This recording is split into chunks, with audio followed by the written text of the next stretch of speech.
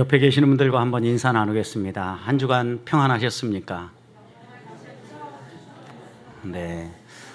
무더위 가운데도 건강하게 이렇게 얼굴을 뵈고 함께 예배할 수 있음 감사드립니다. 성도들은 함께 볼 때마다 이런 감사가 가득해야지요.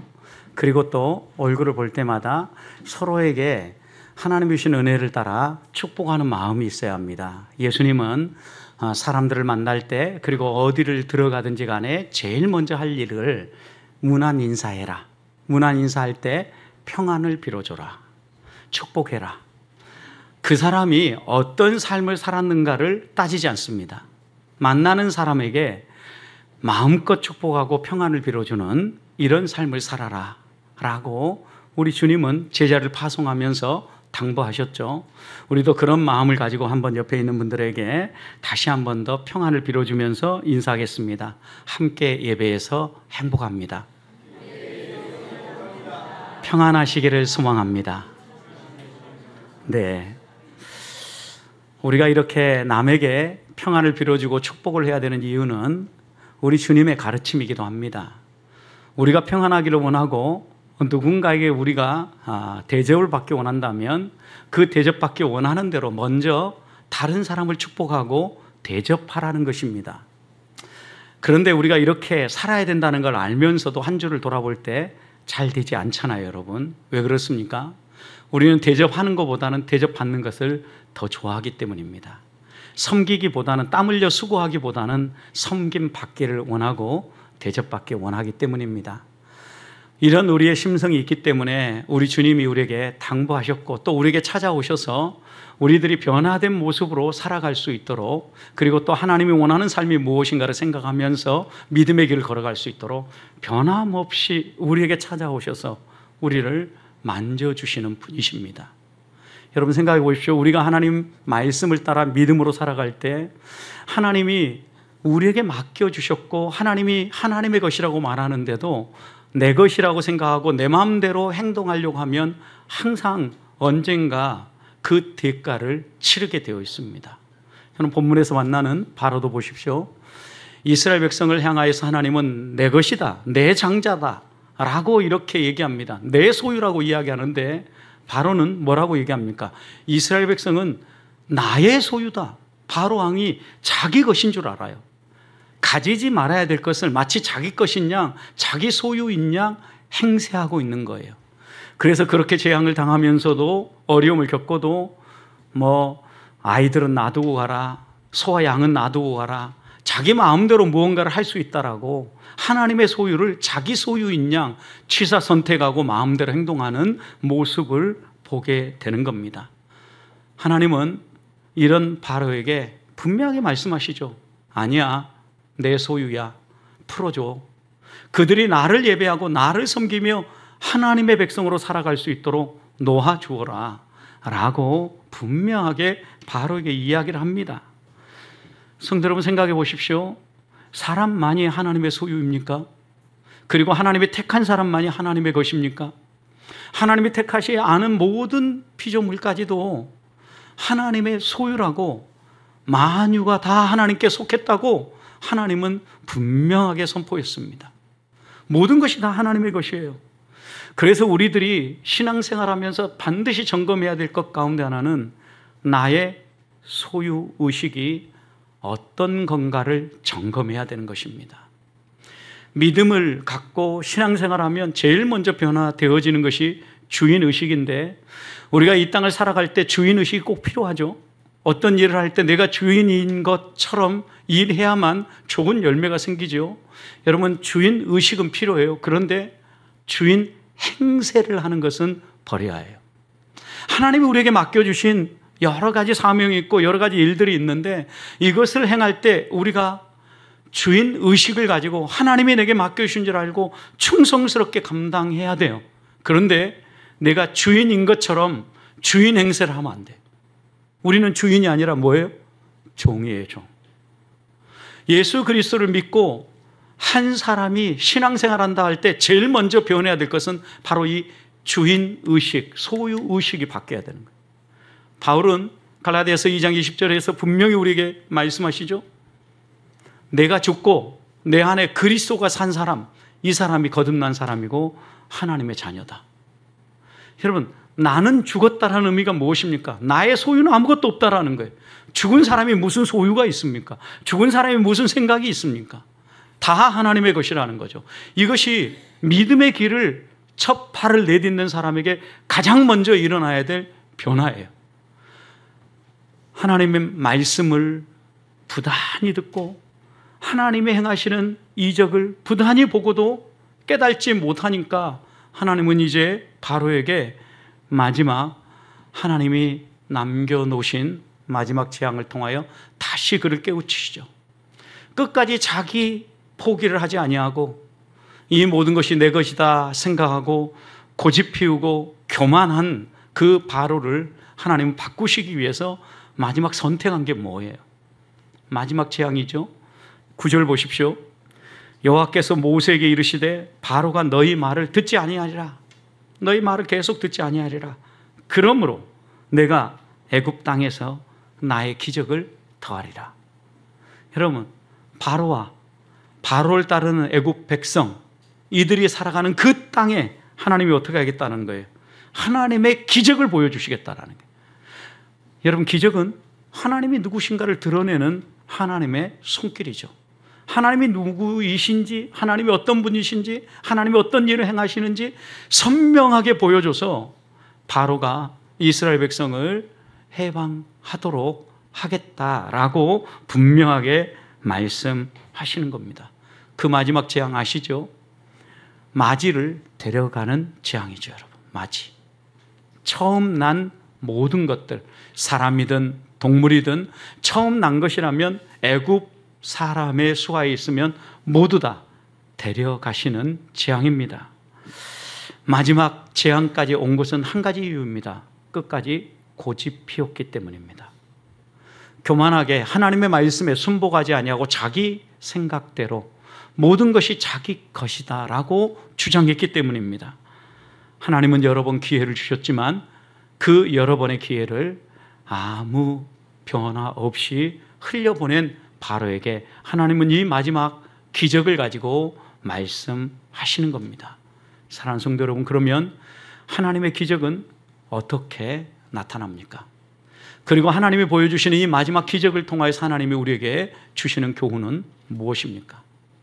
오늘 본문 말씀을 보시면 4절 말씀을 보십시오. 하나님의 기적은 하나님이 우리를 찾아오심으로 나타납니다. 4절 후반절 보십시오. 여호와께서 이와 같이 말씀하시기를 밤중에 내가 어디로? 애굽 가운데로. 어떻게 한다고요? 들어가리라. 하나님이 찾아오시는 거예요. 어디로요? 애굽으로. 애굽 사람들이 살고 있는 그곳으로 하나님이 찾아오셨어요. 이스라엘 백성이 있는 곳으로 하나님이 찾아오지 않겠다는 의미는 아니죠. 이건 하나님이 무언가 이유가 있어서 찾아오시는 거죠. 뭐 하시려고요? 기적을 행하시려고. 그런데 하나님께서 조용히 밤중에 찾아오시면서 이 애굽 사람들에게만 하나님이 어떤 분인가를 선명하게 드러내는데 이 찾아오심이 무엇입니까? 1절을 보십시오. 여호와께서 모세에게 이르시기를 이제 내가 한 가지 재앙을 바로와 애굽에 내린 후에야 그가 너희를 여기서 내보내리라. 하나님이 내보내기 전에 마지막 재앙이라는 거죠. 그래서 이제 한 가지 재앙을 더한 후에, 여러분, 하나님이 무엇 때문에 애굽 안으로 들어오시고 무엇 때문에 찾아오셨어요? 마지막 재앙을 내리시려고. 여러분, 하나님의 찾아오심이 어떤 사람에게는 이렇게 재앙으로 찾아옵니다. 여러분, 그런데 하나님이 찾아오심이 이스라엘 백성에게는 무엇이에요? 은혜고 복이고 구원이에요. 하나님의 찾아오심은 놀라운 기적인데 하나님이 찾아오심으로 이들이 마지막 재앙을 맞이하는데 5절을 보십시오. 애굽 땅에 있는 모든 처음 난 것은 왕에 앉아있는 바로의 장자로부터 맷돌 뒤에 있는 몸종의 장자와 모든 가축의 처음 난 것까지 그 다음 어떻게 한다고요? 죽으리라. 여러분, 여기에 이제 우리는 마지막 이 10번째 재앙을 장자를 데려가는 재앙이라고 그렇게 생각합니다. 장자니까 맏아들을 생각하죠. 맏아들. 그런데 오늘 보면 5절을 다시 보십시오. 애굽 땅에 있는 모든 처음 어떤 거예요? 난 것이에요. 이게 남자만일까요? 그러면 처음 난 여자아이는 죽었을까요? 살았을까요? 죽었을까요? 살았을까요? 갈리지 말고 확실하게 대답하세요. 왜? 처음 난 거라 그랬으니까.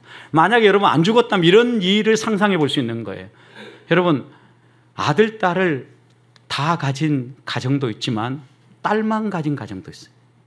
그럼 애굽 사람들에게 하나님이 심판을 내리는데 딸만 가진 가정은 아무 재앙도 없이 만약 첫 딸이 안 죽었다면 지나가 버린 거죠. 말이 안 되잖아요. 그게 처음 난 거라고. 가축도 여러분 생각해 보십시오. 암컷만 낳는 그런 가정이 있을 수 있죠. 수컷이 없는 그런 가축을 가진 그런 가정도 있을 거 아니에요.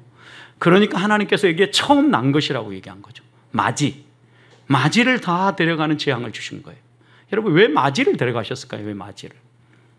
여러분, 그 당시에 이 애굽 사람들은요, 바로뿐만 아니라 바로의 마지 장자는 신이라고 생각했어요. 신.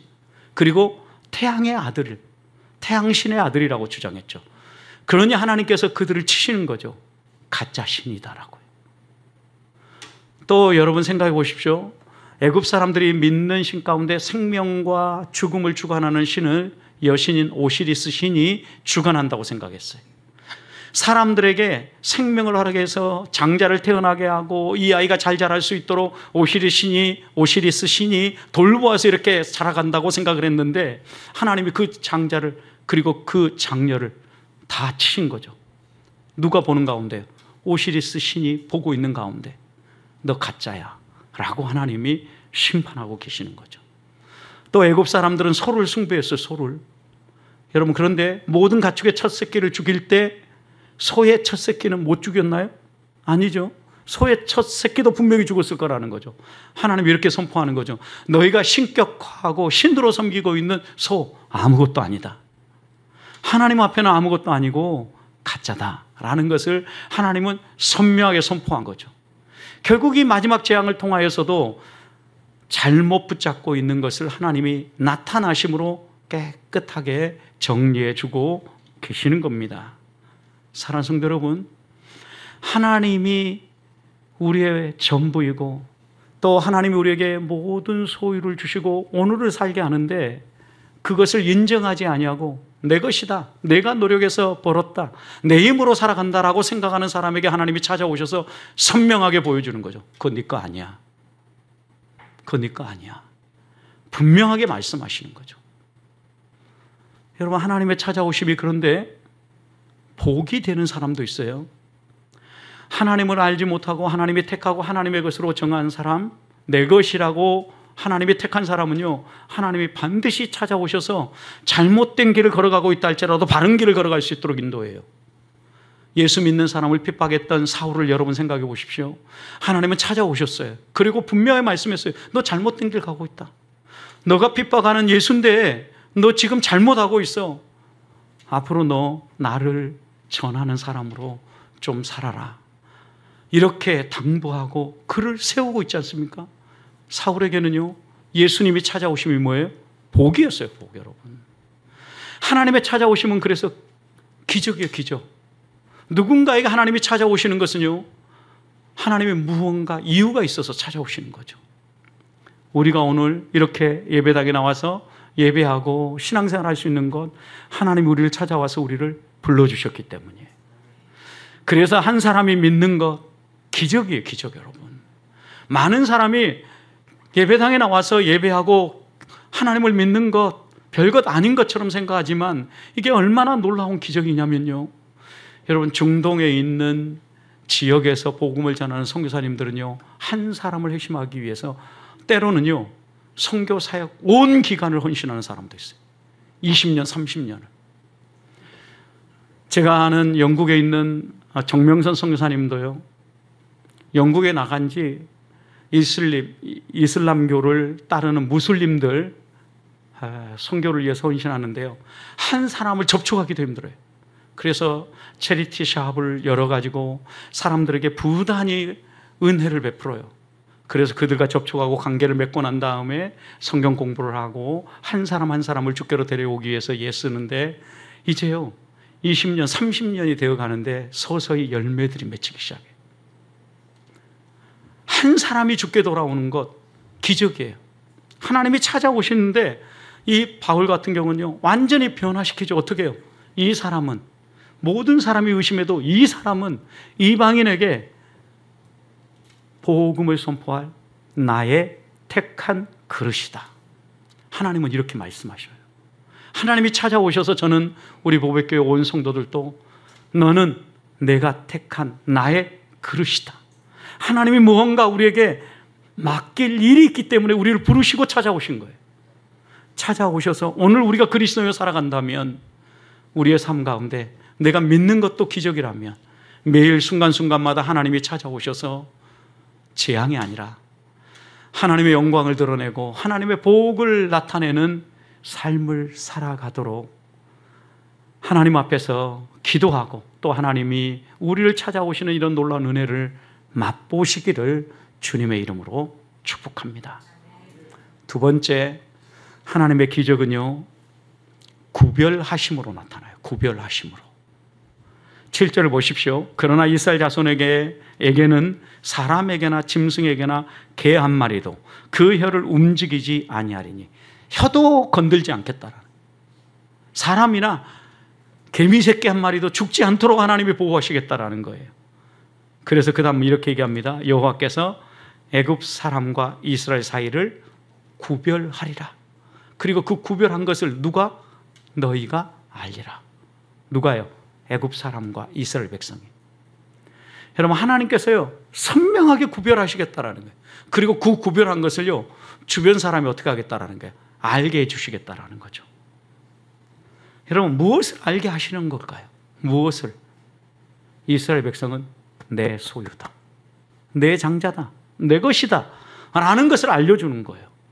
하나님이 구별하시는 것은요, 하나님의 것과 하나님의 것이 아닌 것이 무엇인가를 선명하게 구별하는 것 같지만 이 모든 것들이요 하나님의 것이라는 것을 구별하는데, 하나님의 뜻대로 살아가는 사람과 하나님의 뜻에 거역하고 자기 마음대로 살아가는 사람을 확실하게 구분 짓는 거예요. 마지막 재앙은 그래서요 바로의 항복을 받아내기 위한 하나님의 이적인 것 같지만 이것만이 아니에요. 바로의 항복을 받아내는 것과 동시에 이것을 보는 이스라엘 백성들에게도 하나님이 던지는 메시지가 있어요. 너는 나의 택한 내 백성이다. 너희들은 내가 책임진다. 여러분, 이들이 신앙 공동체로 살아갈 때 분명한 자기 정체성이 있어야 되잖아요. 그 정체성을 하나님이 심어주시는 거예요. 너희의 생명을 내가 책임져 줄게. 어디를 가든 내가 너희를 인도할게. 걱정하지 마. 광야에 던져져도 내가 너희와 함께 가. 하나님은 이런 자의식을 분명하게 이스라엘 백성에게 심어주기 위해서 이 마지막 재앙을 주고 계시는 거예요. 여러분, 왜 마지만 데려가셨을까요? 그러면 둘째는 왜 살려줬어요? 죄진 사람이 꼭 마지만입니까? 둘째도 죄 지었을 거 아니에요. 그런데 왜 마지를 데려갔을까요? 여러분, 출애굽기 13장 2절 말씀을 보면 태에서 나온 모든 처음 것은 다 내 것이다. 하나님이 이렇게 선언하셨어요. 하나님의 것을 구분하시는 거죠. 하나님의 것을 자기 것이라고 소유의식을 바꾸지 않고 자기 마음대로 주장하는 사람에게 내 것이야, 내 것을 내가 데려가는 거야 라고 보여주는 거죠. 첫 것을 데려감으로 하나님이 하나님의 것을 취해간 거예요. 여러분, 그러니까 하나님의 것을 끝까지 우리 것이라고 생각하면 하나님이 그거 어떻게 해요? 그거 내 것이야 라고 깨우치는 뭔가 일이 벌어져요. 무엇인지 모르지만 하나님 깨우치신다라는 거죠. 그것이 장자만 데려가는 것으로 나타났죠. 두 번째는요, 이 장자만 데려가는 것은 대표성의 원리를 따른 거예요. 대표성의 원리를. 여러분, 죽임당한 애굽의 장자 첫 새끼는요 심판받을 자의 대표예요. 대신 이스라엘 백성은 택함 받은 백성의 대표예요. 생각해 보십시오. 이 대표성의 원리에 의해서 우리가 오늘을 살아가고 하나님의 구속의 은총에 감사하며 살아간다는 거 알고 계시죠? 여러분, 실제로 살고 보니까 죄를 많이 짓죠. 그런데 갓 태어난 아기는 죄 지어야 안 지어요? 그런데 걔도 죄인이래요. 우리가 생각할 때 갓 태어난 아이가, 그 깨끗한 아이가 무슨 죄가 있다고 너 죄인이야, 너 죽어 라고 이야기할까요? 대표성의 원리 때문이죠. 인류의 조상인 아담이 범죄했어요. 그래서 이 대표가 죄를 지으니까 나머지도 다 똑같이 죄인이 되는 거죠. 한 공동체의 대표가, 여러분, 완전히 바보가 되어 보십시오. 그러면 그 공동체는 전체가 바보가 되는 거예요. 여러분, 보배교회를 담임하고 있는 제가 똥 오물을 뒤집어 쓴다고 생각해 보십시오. 그러면 우리 교회가 전체가 똥 오물을 뒤집어 쓴, 이게 뭐예요? 대표성의 원리인 거죠. 아담 범죄로 말미암아 온 인류가 죄를 지은 거죠. 그런데 하나님께서는 구원하실 때도 이 대표성의 원리에 따라서 구원하시죠. 마지막 아담인 예수 그리스도를 이 땅에 보내셔서 죄 없으신 예수님이 모든 죄를 짊어지고 십자가에 죽으심으로 이 대표성의 원리를 따라 우리의 죄값을 갚으시고 우리를 구속하셨어요. 이것을 바울은 로마서 5장에서 이렇게 고백합니다. 로마서 5장 19절, 한 사람이 순종하지 아니함으로 많은 사람이 죄인된 것처럼, 누가요? 아담이 순종하지 않고 죄를 지었을 때 그것으로 대표성의 원리를 따라 모든 사람이 죄인된 것처럼 한 사람이 순종함으로, 한 사람, 예수 그리스도, 마지막 아담 예수 그리스도가 순종함으로 많은 사람이 의인이 되리라. 많은 사람이 구원받는, 그러니까 대표성의 원리를 따라서 우리 모두가 죄인 되었는데 하나님이 구원하시는 것도 대표성의 원리를 따라서 구원하신다는 말씀입니다. 대표자 되신 예수님이 우리를 위해 사신 일이 무엇입니까? 우리를 대신하여 죄값을 치르신 거예요. 대속의 죽음을 죽으신 거예요. 그래서 오늘 우리가 이렇게 자유함을 얻으며 하나님 은혜 안에서 살아가는 거예요. 사랑하는 성도 여러분, 하나님은요 분명하게 구별하셔요. 하나님의 백성과 하나님을 대적하고 죄를 짓는 사람을요. 그리고 하나님께서 분명히 우리에게 기적을 통하여서 대표성의 원리를 따라서 믿음의 길을 걸어가는 사람들을 분명히 하나님께서 분명히 세우시는 증거들을 보여주셔요. 그렇다고 하면 적어도 우리가 오늘 이렇게 찬송하고 예배하고 기도할 수 있다는 것은 하나님이 우리를 구별하여 따로 세워주셨기 때문이에요. 주일날 다른 데 가려고 마음 먹지 않고 하나님 앞에 나와 예배 드리려고 마음 먹게 해주신 것도 하나님이 우리를 구별해 주심이에요. 여러분, 이게 뭐라고요? 기적이에요, 기적. 하나님이 구별해 주심이. 그리고 이 세상 속에서 세상 사람들처럼 살지 아니하고 세상의 문화와 세파와 다르게 살아가게 해 주신 것, 구별하심, 이것도 하나님의 기적이에요. 하나님의 은혜예요. 내가 노력해서 내가 애써서 하는 것 같지만 내 사고와 내 생각을 하나님은 변화시키시고 부단히 내게 찾아오셔서 말씀하심으로 너 그렇게 살면 안 돼 라고 계속해서 가르쳐 주시는 거죠. 그러면서 우리의 사고가 바뀌고 우리의 의식이 바뀌어서 하나님의 백성답게 살아갈 수 있도록 우리를 인도하는 거죠. 구별하심이에요. 기적이에요, 여러분. 그렇다고 하면 한 주간 우리를 구별하시는 하나님의 손길을 환영하십시다. 맞이하십시다. 감사하십시다. 그리고 이것이 기적임을 하나님께 고백하면서 하나님 저를 구별하셔 구별되게 살게 해주신 것 감사합니다. 영광을 돌리며 구별된 하나님의 백성으로 살아가시기를 주님의 이름으로 축복합니다. 마지막 하나님의 기적은요, 선물로 나타납니다. 선물로. 하나님이 마지막 애굽 속으로 들어가서 기적을 행하시는데 2절 보십시오. 백성에게 말하여 사람들에게 각기 이웃들에게 은금패물을 구하게 하라. 여러분, 지금 어떤 상황입니까? 애굽 사람들이 어떤 일이 벌어졌어요? 첫 난 것은 다 죽었어요. 지금 슬픔을 안 당한 가정이 있어요, 없어요? 없어요. 그런데 지금 처음 난 것을 다 잃어버리고 애통하며 슬퍼하고 있는 그들에게 찾아가서 금 좀 주세요. 폐물 좀 주세요. 은 좀 주세요. 말이 됩니까, 이거? 말이 안 돼요. 불난 집에 부채질하는 것도 아니고 어떻게 생각하면 하나님이 이렇게 몰인정할 수 있을까? 이런 생각이 들어요. 아무리 심판이지만. 그런데 3절을 보십시오. 여호와께서 그랬어요. 여호와께서 그 백성으로 애굽 사람의 은혜를 받게 해주셨어요. 그 백성은 누구예요? 이스라엘 백성이죠. 이스라엘 백성에게 애굽 사람들로부터 은혜를 받게 해주셨다. 이 슬픔 가운데도 은혜를 받게 해주셔서 은금 폐물을 구할 때 다 얻게 해줬다라는 거예요. 그리고 그 사람 모세는 이 애굽 사람과 바로에게 위대해 보이게 만들어 주신 거죠. 여러분 여기 보면 이런 거죠. 그들이 열심히 노력하고 애쓰고 수고하니까 하나님께서 그 대가로 은금 폐물을 주셨다. 이게 아니죠. 이스라엘 백성이 평소에 노동을 할 때 주인과 관계를 잘 맺고 애굽 사람과 관계를 잘 맺어서 그 좋은 관계 때문에 은금 폐물을 얻은 게 아니죠, 여러분. 어떻게 얻은 거예요? 이걸 완벽하게 배제하기 위해서 한 사람도 그런 게 없다라는 것을 드러내 보이기 위해서 하나님 어떻게 한 거예요?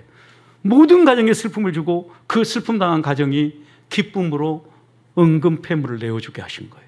누가 하셨다라는 거예요? 하나님이 하셨다라는 거예요. 여러분 하나님이 우리에게 꼭 이렇게 주셔야만 하나님이 주신 줄로 알겠습니까? 그러면 누군가가 곡소리 나는 사람이 분명히 있겠죠. 하나님이 우리에게 주시는 것을 우리가 선명히 알도록 이렇게 작업하시는 거예요. 너에게 주는 이 선물이 내가 너에게 주는 기적의 열매다 라는 것을 하나님이 분명하게 말씀하는 거잖아요. 왜 이런 명령을 했을까요? 해석자들이 다양한 해석을 합니다. 이스라엘 백성이 원래 노예가 아닌데 노예 취급했잖아요. 여러분 요셉과 함께 또 야곱과 함께 이 애굽에 내려간 사람들이 종입니까? 노예입니까? 애굽에 혁혁한 공을 세운 사람들이잖아요. 그런데 어느 시점이 지나가 보니까 이들을 사람으로 인정하지 않고 노예 취급한 거죠. 여러분 오늘 우리 사회 속에 들어와서 다문화 민족으로 우리가 하지 못하는 3D 업종에 해당되는 온갖 노동을 하는 이 노동자들, 외국인 근로자들, 이들이 노예입니까? 여러분 아니에요. 그런데 우리는 노예처럼 생각해요.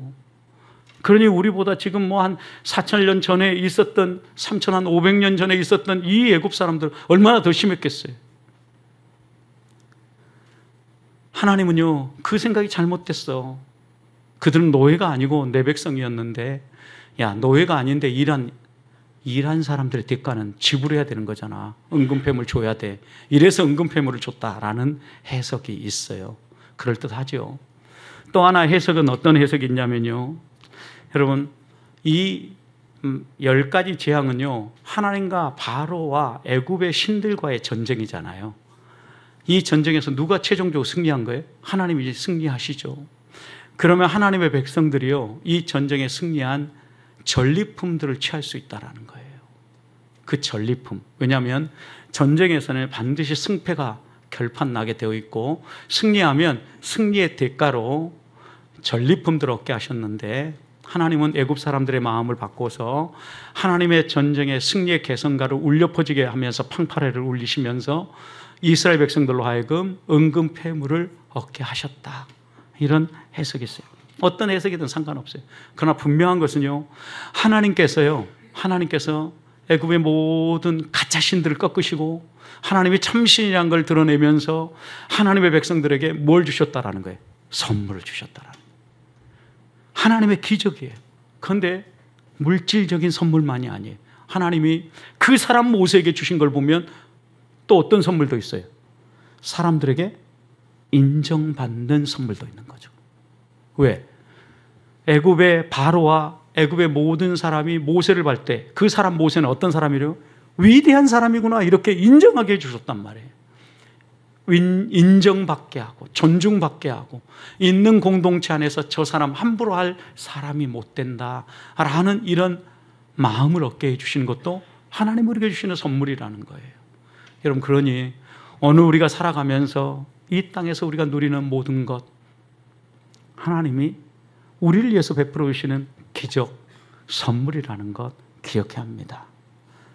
생명을 허락받은 오늘 하루 하나님의 선물이지요. 여러분 생명을 구원하는 사람에게 이 하루가 얼마나 크고 놀라운 선물인지 몰라요. 아무것도 없이 왔는데 오늘 우리가 무언가를 누릴 수 있다는 것, 하나님이 주신 선물이죠. 은근패물. 그리고 사람들 사이에서 하나님 말씀을 따라 살았더니 하나님이 우리를 다듬으시고 인정받게 해주시고 하나님의 백성답게 설 수 있도록 우리를 세워주시는 것, 이것도 하나님의 선물이지요. 하나하나 돌아보면 선물이 아닌 게 없어요. 하나님 앞에서 하나님이 우리에게 주신 것을 하나님이 주신 줄 알고 그 은혜의 가치를 아는 것, 하나님이 우리를 위해서 일하심으로 얻어진 열매인 그 기적, 은혜, 선물을 아는 것, 성도의 본분입니다.